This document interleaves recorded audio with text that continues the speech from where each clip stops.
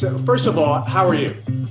Well, great to see dressed up today because I had a couple of TV interviews in the morning news subsequent to this announcement we made 2 days ago relatively to our next step in terms of corporate social responsibility, especially in the field of COVID and virus, but not only, because obviously CSR is a much broader scope than this initiative we have started on COVID already 3 months ago, and that we are intensifying in an evolutive way, also consistent with the virus evolution. So now we have moved from the emergency phase where it was crucial to protect the frontline medical staff with the alcoholic sanitizers, to the second phase where those sanitizers now are more available from the traditional manufacturers, into the research field, which is urgent but not emergency, to try to contribute to the speeding up of defining a vaccination against COVID-19 so that it never happens again, and B, beyond COVID-19, which would be the ultimate dream or goal or vision, to try to find out a kind of universal antivirus, a bit like amoxicillin in the field of antibiotics, which could be used in 80% of cases of new viruses with quite a good chance of being immediately efficient.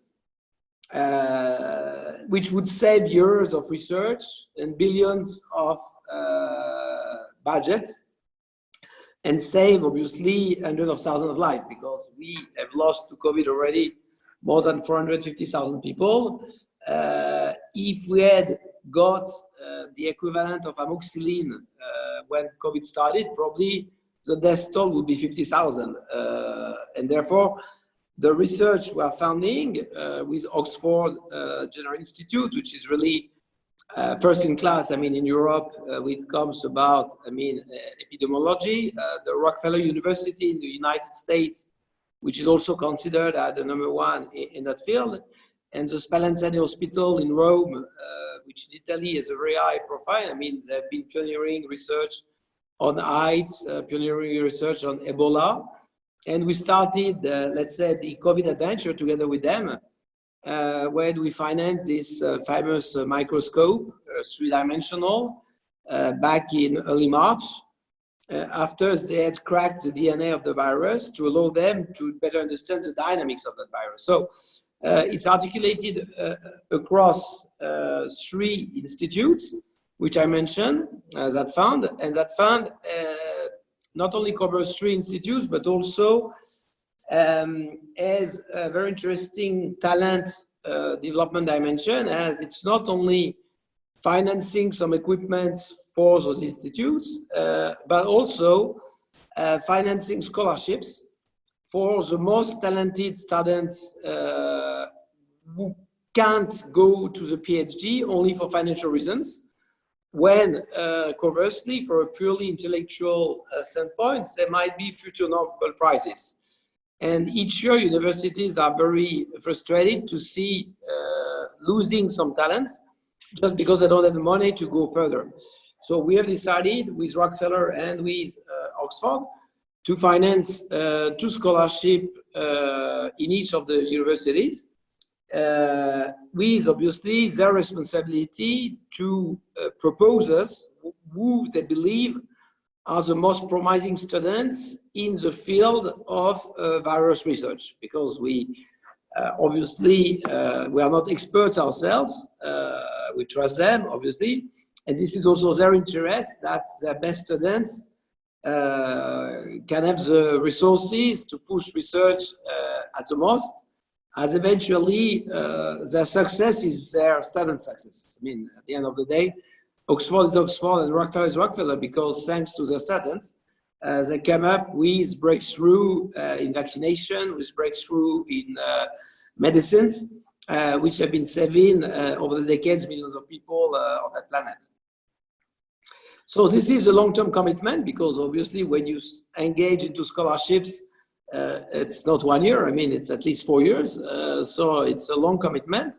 Adding to the Bulgari, let's say, major commitments, what we do with kids, with such children, this is going on. I mean, we have accumulated close to 100 million US already in 10 years, not only to promote education, you know, in refugee camps or in distressed regions of the world, but also to help when emergencies like earthquakes, floods, refugees, I mean, coming across the Mediterranean Sea on Lampedusa Island rather than from Syria on the Jordan border.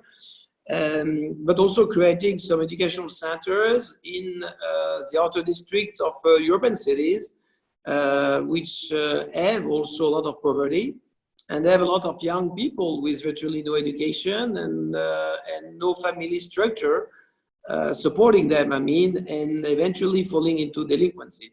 So, Save the Children and Kids is the second axis. And the third axis is arts, because we believe that arts is a memory of mankind. And that if you combine educated kids with health and with the memory of our past, probably we help human beings to shape a better tomorrow. And this is all the vision behind our efforts. And this is why we are focusing on kids' education, on health, and on arts, because combined somehow they provide humankind with some better chances to build a better future. Doesn't mean that we don't do anything on sustainability. Obviously, we are very proactive also on that field, but we are more equal to the best. Whereas in the field of health and kids education, I think that we are pretty unique, at least in luxury, for the magnitude, the consistency, and the long-term shape of our commitment to those efforts. And the same is true for arts. I mean, it's decades we started, I mean, to contribute to Roma renovation. It's a never-ending task. So huge is a city with 27 centuries of incredible architecture. And we further go on, but those are, yes, the three areas where probably Bulgari is leading the pack, whereas on sustainability, typically we are in the first league, but not necessarily above the others. There are a lot of other companies doing very well and which deserve a lot of respect, I mean, for their sustainability efforts, for the environmental print, and many luxury are really good. You know, I love this. I've always described you as an innovator and a pioneer. You know, and you've done this clearly in the product category. You've done this in terms of events, as you did in the beginning of the year. But what I love is that you're also leading the way ethically, right? And I read something earlier today, a very strong article that said that the way in which luxury companies will be valued by their consumers also will be in terms of what have they contributed to civilization, what have they contributed to humankind. Because in the end, luxury companies exist to make people happy, and the way they comport themselves and the way they are led by their leaders, like yourself, to better humankind through the three pillars that you just described, through art, through the education of children, and most importantly, right now, through health, as it affects the entire world, is incredible. You know, I think that all of us coming out of this period will learn the lesson that these ethics are so important to the future. And I know it's something that you've always been very connected to. And you know what? One thing is very funny in France, and in French, English, it's slightly different, but we distinguish the person and the companies. Persons are called person physique, physical beings, and companies are called legally person morale, moral beings. But today they need to become really moral, ethics. You know, initially when this was created more than 1 century ago, person morale had nothing to see with morality. But today, in today's environment and with the planet evolution, more than ever, being a person moral means that you have to be primarily moral, ethic. And that clients are looking at brands exactly as we look at people. On the one hand, we look at the talent, and we can be very attracted by the talent, but when we look at the art, if we don't see a good person, eventually we don't necessarily go into friendship. We might do business, but we don't build a long-term friendship. And if a brand wants or pretends, not to be a one-off, but a lifetime friend of its clients, obviously it has to be bright, talented, qualitative, timeless, name it, but it has also to be a good person and acknowledge as a responsible citizen, exactly as a human being would be acknowledged as a responsible citizen. So if responsible citizens go to war when their countries are under attack, responsible company go to war against COVID when their clients are under attack. It's exactly the same. It's all about responsibility. And more brands are considered by the clients as people. And they want to buy from the brand, on the one hand, an excellence, as long as they are at ease with the ethics of that person.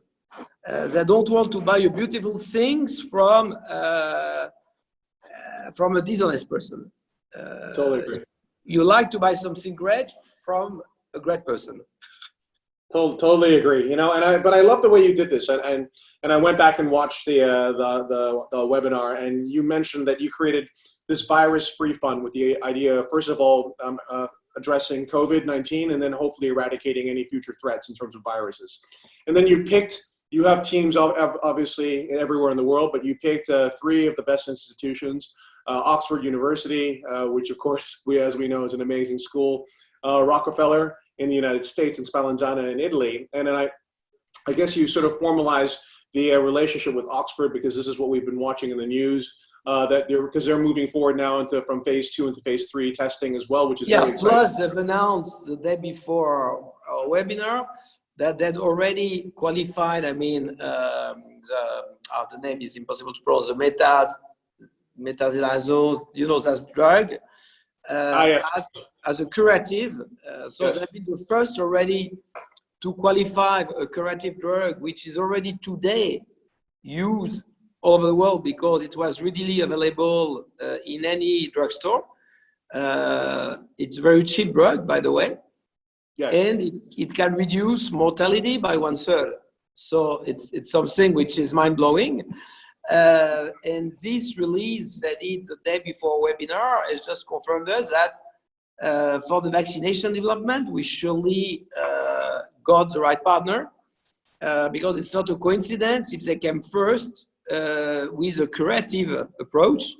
It's not saving yet 100% of people, but at least it exists. It's readily available. It's very cheap to buy. And thanks to that, all hospitals today with intensive care patients can already use it and reduce already the mortality by 1/3, which is, think about Latin America, which is under very big pressure, North America. It will save thousands of lives already. So what's accomplished in parallel to the vaccination research is just outstanding. That's awesome. We were quite inspired by you, so we started a small charity auction as well to benefit COVID solidarity. It ends on Monday, but we are so far at $200,000 US. So we're great. Yeah, we had to try. I think everyone that's involved in this industry, whether from a perspective of a luxury brand or a luxury journalist or a magazine, we just need to try to participate. And we've had incredible help from the entire industry. Other websites like Time and Tide in Australia have been incredible also in sort of broadcasting the message. But it's been great. I think that this period of COVID has shown us that human beings really genuinely care for one another. And the problem that we're facing right now in terms of COVID, as you were mentioning, as it's exploding in Brazil, South Africa, Peru, is something that we're all committed to and all involved in as an entire planet. Would you agree? Oh, absolutely. I think, and this is really, I think more than ever, the public and the private have also to collaborate because it's a big planet. 8 billion people, it's many, and we know that states cannot levy further taxes any higher any longer. I mean, most states are already at levels which are prohibitive, and therefore we need also the support of the private companies, of some generous foundation like the Bill Gates, of initiative like the one you just mentioned, you have been leading, because if we want to save and improve the planet, it cannot be only on the shoulders and delegated to the states. It has to be felt as a personal and collective responsibility. And we are all in the battle, who with more expertise, who with less, who donating €1, who donating 1 billion, but at the end of the day, and this is why also we addressed in our webinars the blockchain, because I believe that the transparencies as a blockchain will allow to follow your donation, so to make it really concrete, will foster exponentially the willingness of people to donate. Today, when you donate, it's very generous, but often people are frustrated because it's like a black box. You know, you donate to UNICEF, you donate to whatever. So you know how much you give, but eventually the outcome is very vague. We always adapt that 80% of what you gave was to pay the people of the institution, and 20% only was for the final people really needing it. And this is why Bulgari has been so long with Save the Children, because Save the Children, most people are voluntary people, so they don't get money. And 90% of what we pay is eventually benefiting to the people receiving it. And I think that this transparency, I remember when I was myself 20, I was still a student. There were institutions in France, we did parrainage, where even when you had little money as a student, donating 20 Swiss francs per month, you were basically financing the studies of a kid in Africa. And this was like a 10 years commitment, you know, and this was very personal because it was run on these times by religious institutions. And every 3 months, the nuns who were giving the scholarship and making the course in Africa asked their students to write personally to the donors to tell them what they learned, how it was seen. So there was really the building, you know, of a very personal relation. And it was good because you really felt that your donation had an impact. And then the way of donating has disappeared with those big ONGs and institutions. And exactly as in retailing, when we globalized, losing touch eventually with the final client or the final beneficiary. And with the blockchain, we have the chance, whether it's a final client or a kid in Africa, to get back to that personal connection, which provides a much stronger sense of purpose and incentivates you to donate more rather than less. And so I'm very happy that we embark in the blockchain project with the Aura Consortium, not only for product traceability, anti-counterfeit, logbook of maintenance, but also for transparency in donation, which we believe will just boost the willingness to donate. As when it's like your taxes. If you knew what your taxes are doing good, probably you would be more keen to pay your taxes. Yes, absolutely. If you don't know or if you don't see, obviously you are very reluctant because you just feel a burden, but yes. you don't see a concrete benefit. You know a theoretical benefit, but you don't see a concrete benefit. Absolutely. Jean-Christophe, it's been such a pleasure, and again, really bravo. You really are leading the way. It's great because I feel as if we're entering a phase now of ethical capitalism, where people realize that it's important to make profit because profit stimulates economies and stimulates countries. And without profit, anyhow, we cannot have this kind of initiatives because, as you may imagine, it will cost us millions.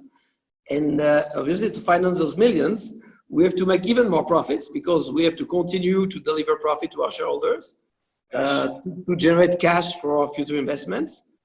But at the same time, to finance the donation and mecenates, we are intensifying. So more than ever, we have to make more profits because the more profit we make, the more generous we can be. So the two things have to go together. Absolutely. Totally agree with you. And again, you're a great leader. And thank you so much for taking the time. And thank you so much for your initiative. You're awesome, Jean-Christophe.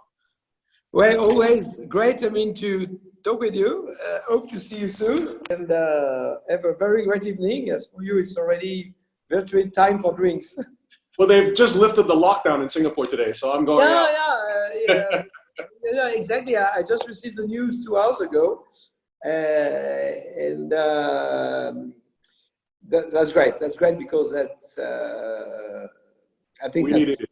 Primarily, humanly, it was very important. And obviously, Singapore is a major financial and business place in the world. And it couldn't be just stuck forever. Also because COVID cases were, compared to many other countries, pretty reasonable.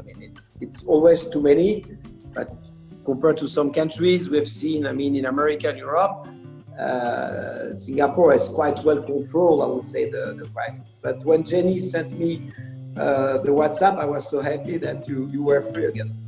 Amazing. Well, thank you and have a lovely weekend, and I hope we can meet again soon. Share a nice glass of wine, and really, it's been a pleasure. For sure we do. Always a pleasure. Take care, my friend.